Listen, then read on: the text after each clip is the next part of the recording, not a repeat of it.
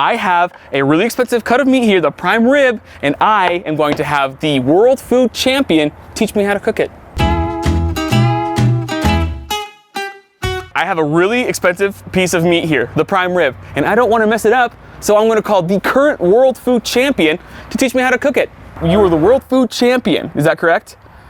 Yes, that's correct. That's correct. Okay, do you want to walk, like, how did you get into food? Like, what was that experience like for you? Yeah, my parents introduced me to food at a very young age, and I really followed that passion throughout my life. And towards high school, I was introduced to a culinary program, and I really enjoyed it, so I decided to pursue it in college. And through my college, I found out about World Food Championships and decided to compete for just the heck of it, just to meet people and have fun. Just for fun. And then we found out that we won the first round, and we're, oh shoot, like maybe we can actually win this thing. And so then we made it to final table. We did a crap ton of practice runs, like we rehearsed everything, and then when we got there, we won. So that's crazy. We're here. That's great. So you were just like, yeah, let's just go in and see what happens, and you ended up winning the whole thing. See, I'm here trying to become what you are already. And so I really appreciate you taking the time to help me out with this, because we got this lovely prime rib right here. So it's about 5 pounds, and I need a little bit of help to make sure I don't mess up this really expensive cut of meat. What is the most important thing that I need to know while cooking this prime rib?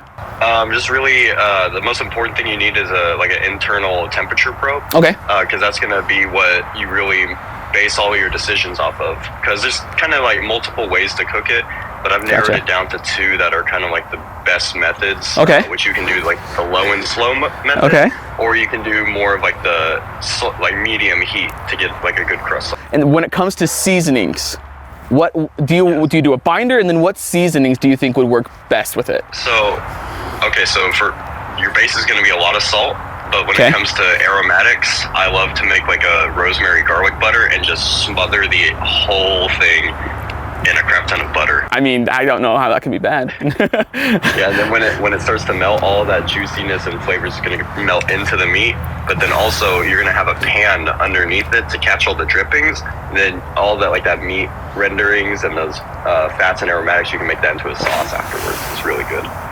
I will say that I did dry brine this overnight. So you just dry brine it with salt, correct? Yep. Okay, maybe like a touch of pepper to, like in Texas we really like to like really bring out the flavor of just the meat, so we don't go like heavy on a bunch of seasonings other than just salt and pepper. But since we're gonna really want to make this like very like juicy and flavorful, we're gonna add that butter with it. Okay, so I'll put a little bit of pepper on it and then just smother it in rosemary butter. Is that what I'm hearing? Smother, absolutely. Just smother. Okay, I'll go everywhere I can. Okay, done. Thanks for having me. Yeah, for sure, and we'll talk to you soon.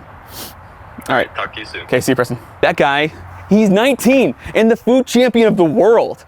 I'm pretty lucky to be able to have that, honestly. So we need to get this smothered in butter and pepper and stuff. So let me go get that.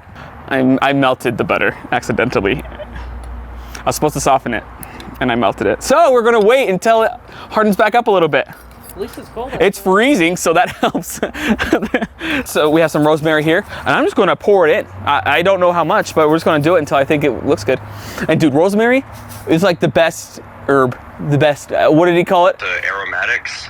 We're gonna put this in here. I think it smells amazing. So I'm just gonna pour some of this in here. Wow, okay.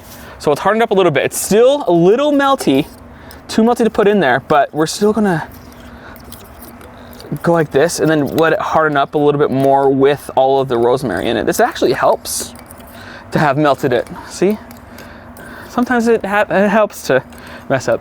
And it's okay. It always helps to phone a friend too. It always helps to have the world food champion to be able to call. Dude, that kid's a legend. He's a legend. He's 19. 19! What was I doing when I was 19? Not that. I was playing Super Smash Bros. That's probably what I was doing. We have some really coarse ground pepper, and I'm just gonna put it all over the top here. So one thing I learned from Carlos Bradley, Smoke and Vine, TikTok, YouTube, Instagram, is that pepper makes bark. And so we are going to put some more pepper on here. And Preston, being from Texas, he's like, we just want to really bring out the flavors of the meat. So just salt and pepper is all he recommended doing. Pepper Bay. Just kidding. Don't do that. Don't put that in. That was really cringe. Please. Lucas, I know I said don't do it, so he's gonna do it. I don't want to like rub it on too much because I don't want to like take off all of the pepper. It looks like frosting. It does. This is the most delicious cake. This is, hey, will you make this for my birthday, Mike? This is 3 sticks of butter, dude, and it's gonna barely be enough. We have a little bit right here that we need to put on. Oh, there's butter on my jacket. Don't look at that.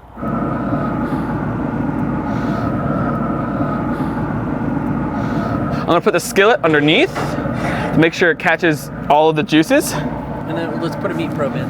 Oh, good call. That's the most important thing. All right, so we're gonna put it in here, 250 degrees till it hits 110 internal, and right now it's at like 45. So, and then we'll come back. We need to put some smoke in the smoke box.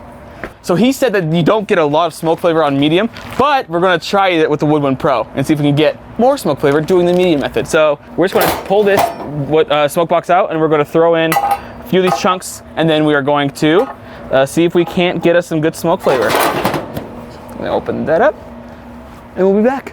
Prime rib has horseradish sauce with it, traditionally. So we're gonna make a little horseradish sauce. How do you feel about horseradish? I love it. You love it?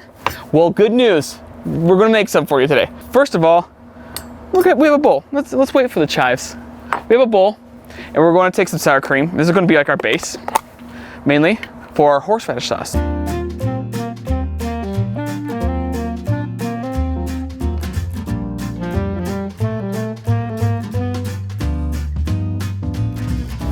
The time has come. Actually looking good. She's looking good. Probing at 109. Oh, don't worry. We've been having that going the whole time. Got a good base. So it's been real good base. So it's 110 now. Look at that. That rosemary just immediately. So this is the leftover tallow. I threw some of that in there. Forgot to show that part. But this is all the butter and all the juice that has been dripping off that whole time. So we're gonna take this. Preston said to make a sauce with it. So that's what we will do. Let's take it off and make a sauce. Throw this right here on the sidekick, and then we're gonna make a little sauce with it. So I asked him what to do to make a sauce, and he sent the following to me. You add the drippings to a pan, deglaze it with a wine or vinegar, let it simmer for a sec, then add chicken stock to give it body. Season with salt and pepper to your liking. A little bit of time never hurt no one, huh?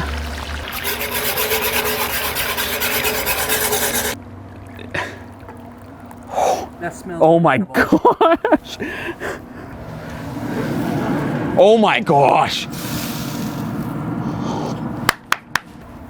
Look at that was hot.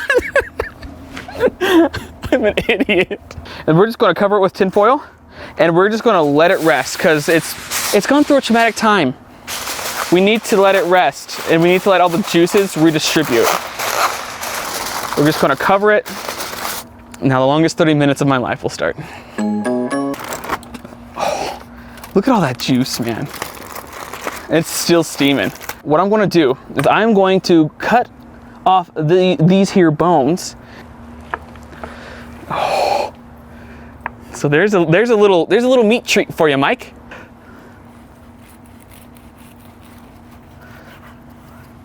Oh. Cut another little slice here.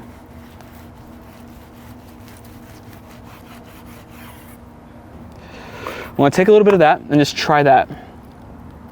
Look at that. You see the little smoke ring action happening? Breaks apart like butter.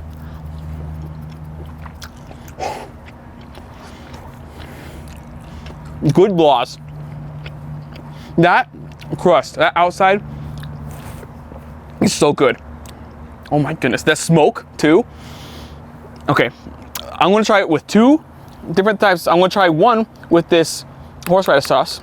Just a little bit in the horseradish sauce. Those two go together so well, man. I'm gonna try it with the brown butter sauce. Let's just see. That's incredible. Preston, you madman, thank you for helping me out with this. It's one of the most intimidating cuts to me just for how expensive it is. And if you just follow the cook temperatures, if you follow the temperatures, you're not gonna go wrong.